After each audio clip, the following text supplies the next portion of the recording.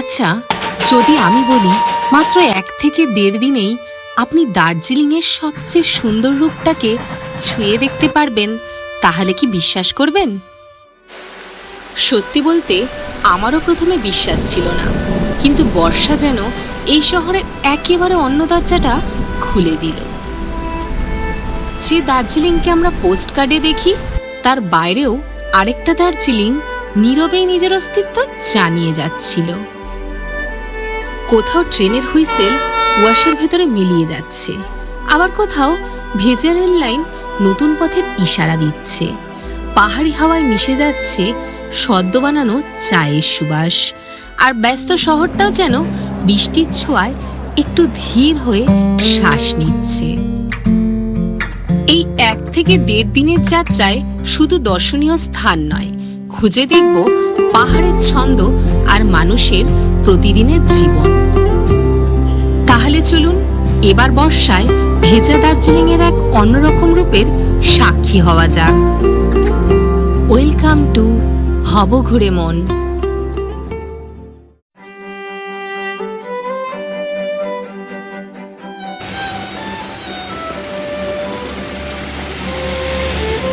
কোনো শহরকে চিনতে হলে তার বিখ্যাত জায়গাগুলো দেখাই যথেষ্ট নয়। তার সকালটা কেমন, তার রাস্তাগুলো কিভাবে জেগে ওঠে, আর তার প্রতিদিনের ছন্দটাই বা কেমন, সেটাও অনুভব করতে হয়।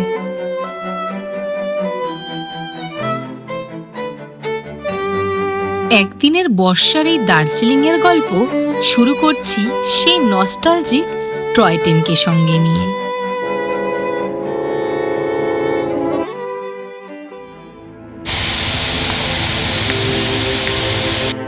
এই বৃষ্টি ভেজা সকালে টয় ট্রেনের হুইসেল পাহাড়ের নীরবতাকে যেন ভেঙে দিচ্ছে। কুয়াশার ফাঁক গলে এগিয়ে চলা এই টয় ট্রেনের সঙ্গে আমিও যেন দার্জিলিং এর গল্পের ভেতরে ঢুকে পড়ছি।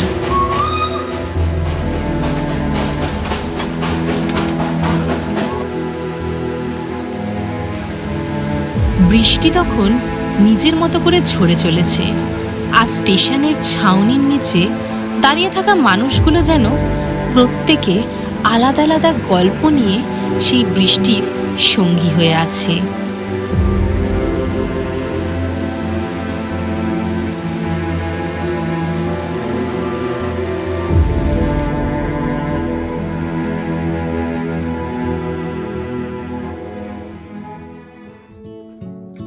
বৃষ্টির ফোঁটা তখনও থামেনি পুরোপুরি, তবে পথ আবার ডাকছিল, আর সেই ডাক অনুসরণ করেই এগিয়ে চললাম। আর কিছু দূর যেতেই পৌঁছে গেলাম দার্জিলিং এর অন্যতম আইকনিক জায়গা বাতাসিয়া লুপে।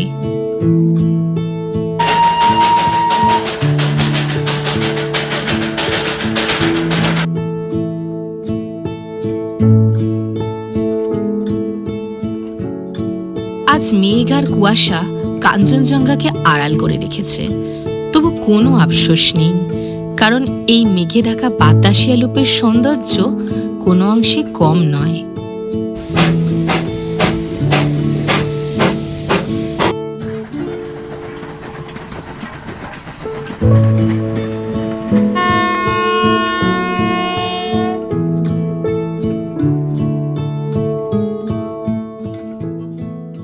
বৃষ্টি কিন্তু শুধুমাত্র দার্জিলিংয়ের সৌন্দর্যই নয়, এখানকার মানুষের জীবন সংগ্রামের ছবিটাও চোখের সামনে তুলে ধরে।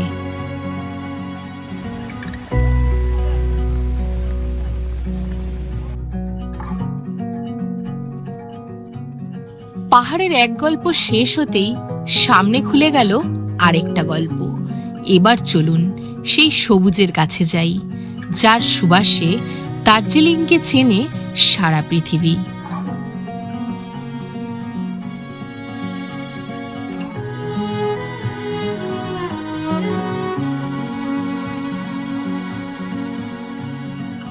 পাহাড়ের বুক জুড়ে বিছিয়ে থাকা এই সবুজ চা বাগান যেন প্রকৃতির নিজের হাতে বোনা এক বিশাল গালিচা, আর বর্ষার ছোঁয়ায় সেই সৌন্দর্য যেন আরো বেশি জীবন্ত হয়ে উঠেছে।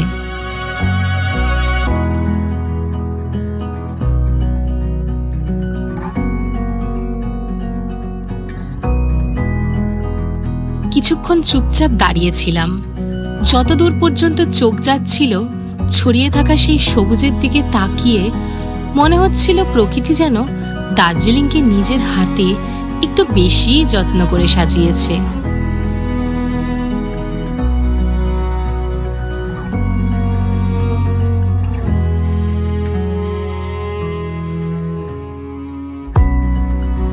এই চা বাগানের মাঝে ঘুরতে ঘুরতেই এক ছোট্ট বন্ধুর সাথে পরিচয় হয়ে গেল। সত্যি বলতে এটা ছিল আজকের দিনের এক সুন্দর উপরি পাওনা।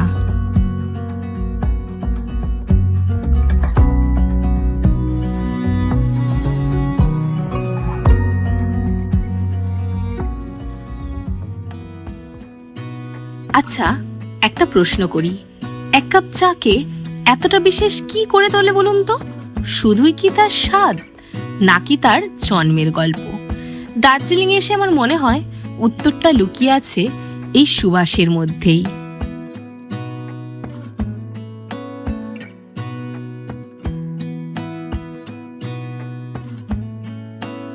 বিভিন্ন জায়গায় ভ্রমণ করতে করতে জানেন তো একটা জিনিস শিখেছি, সেটা হলো প্রতিটা শহরের একটা ভাষা থাকে। দার্জিলিংয়ের ভাষা শুধুই কি পাহাড়? একদমই না, মানুষের প্রতিদিনের জীবন। আর সেই ভাষাটা বুঝতে হলে হেঁটে দেখতে হবে এই শহরকে।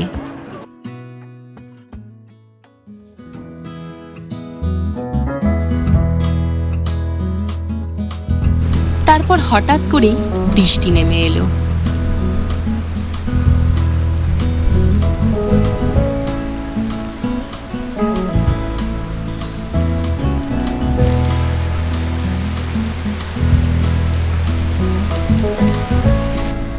বর্ষায় এই শহরটাকে সবচেয়ে সুন্দর লাগে কখন জানেন? যখন সে বৃষ্টির ভেতর দিয়ে নিজের গল্পটা বলতে শুরু করে।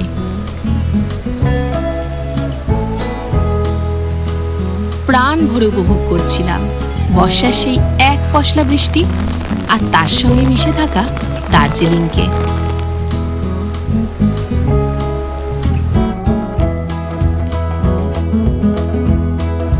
এখন আমি দাঁড়িয়ে আছি দার্জিলিং এর সেই ভাইরাল প্লেসে, সেই কফি হাউসের সামনে, যেখান থেকে খুব সুন্দর কাঞ্চনজঙ্ঘার ভিউ দেখতে পাওয়া যায়।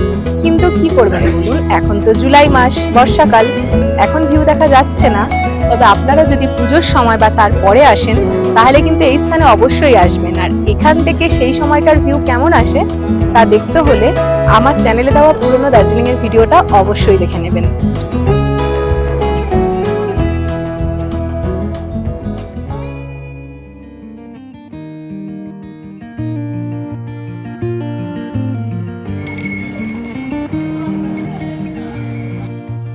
বৃষ্টি একটু থামতেই শহরটা যেন আবার ধীরে ধীরে ছন্দে ফিরতে শুরু করলো।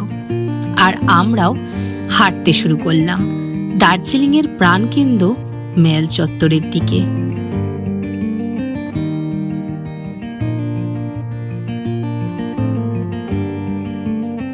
জানেন তো, দার্জিলিংয়ের মেল আমার বরাবর প্রিয়। চারপাশে কত রকমের গল্প যেন একই সাথে চলছে। কোথাও হাসি, কোথাও অপেক্ষা, আবার কোথাও স্মৃতি তৈরি হচ্ছে।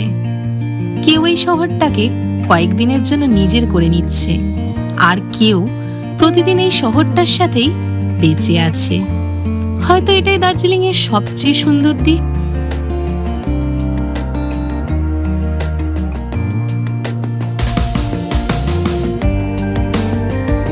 আমি শুধু দৃশ্য খুঁজছিলাম না, খুঁজছিলাম সেই ছোট ছোট গল্পগুলো, যেগুলোকে মিলিয়েই দার্জিলিং।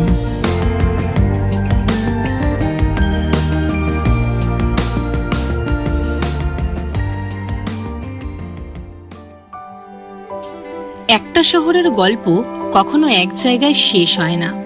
প্রতিটা রাস্তা যেন আরেকটা নতুন গল্পের দিকে নিয়ে যায়। আর সেই গল্পের টানেই এবার ঢুকে পড়লাম দার্জিলিংয়ের প্রাণচঞ্চল বাজারে।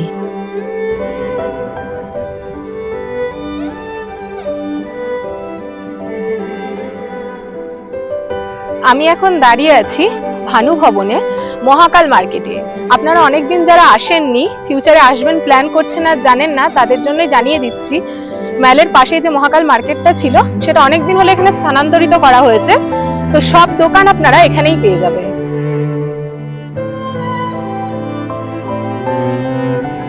এই মার্কেটটা সকাল 10টা থেকে রাত্রি 9টা পর্যন্ত প্রত্যেকদিন খোলা থাকে।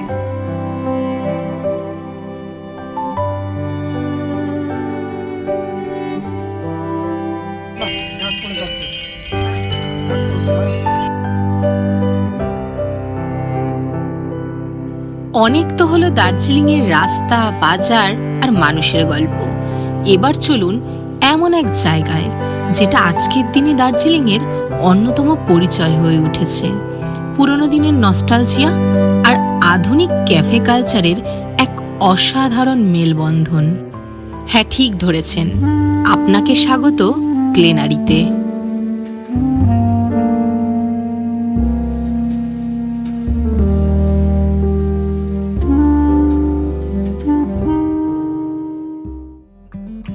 পাহাড়ের সন্ধ্যা কখন নামে সেটা বোঝা যায় না, শুধু একসময় খেয়াল হয় আলো বদলে গেছে, আর তার সঙ্গে বদলে গেছে শহরটার মেজাজও।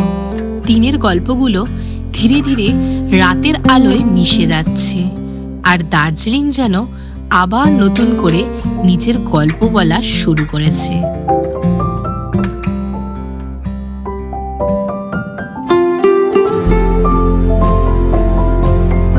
বর্ষার দার্জিলিংয়ে স্ট্রিট ফুডের স্বাদ, এক প্লেট গরম পাহাড়ি মোমো, আর শেষে এক কাপ গরম চা। পাহাড়ি সন্ধ্যার গল্পটা যেন ঠিক এইখানেই পূর্ণতা পায়।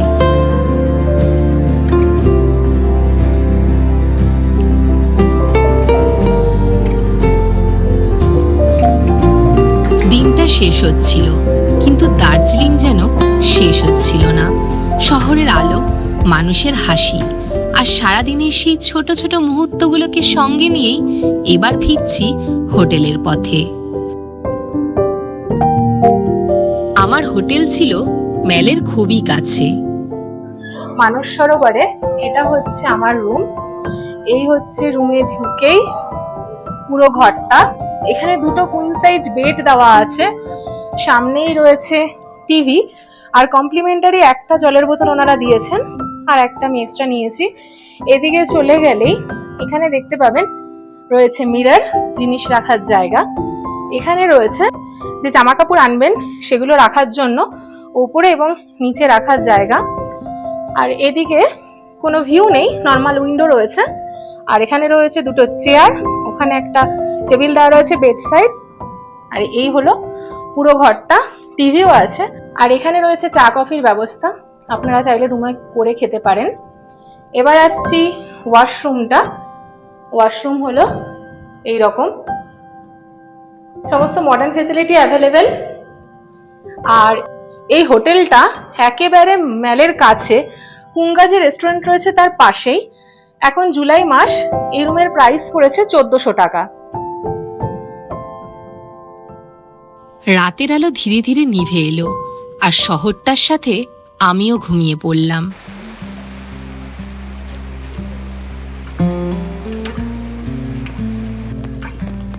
একটা বৃষ্টি ভেজা সকাল দিয়েই শুরু হলো দার্জিলিংয়ে আমার দ্বিতীয় দিনের গল্প।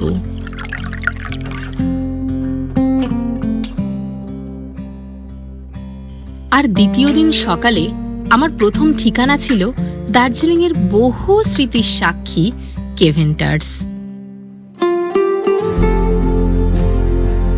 কত গুণী মানুষের পদচিহ্ন পড়েছে এখানে, কত সিনেমার দৃশ্যের সাক্ষী এই জায়গা।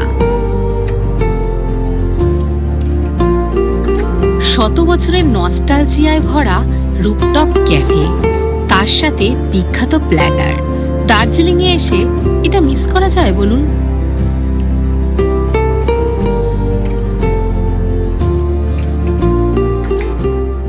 হট চকলেটের শেষ চুমুকটা নিয়েই এবার চলুন বর্ষায় ভেজা সেই পাইন বনের নীরব জাদুটা অনুভব করে আসি।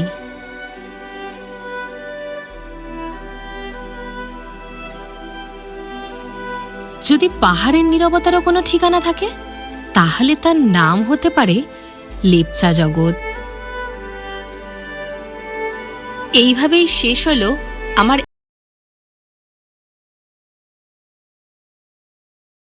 অবশেষে আমরা ভিডিওর একদম শেষ প্রান্তে চলে এসেছি। যদি ভিডিওটি আপনাদের ভালো লেগে থাকে তাহলে প্লিজ লাইক, কমেন্ট, শেয়ার আর সাবস্ক্রাইব করে দেবেন। দেখা হচ্ছে পরবর্তী কোনো সিনেম্যাটিক ভিডিওর সাথে। ততক্ষণ পর্যন্ত সুস্থ থাকবেন, ভালো থাকবেন। ধন্যবাদ।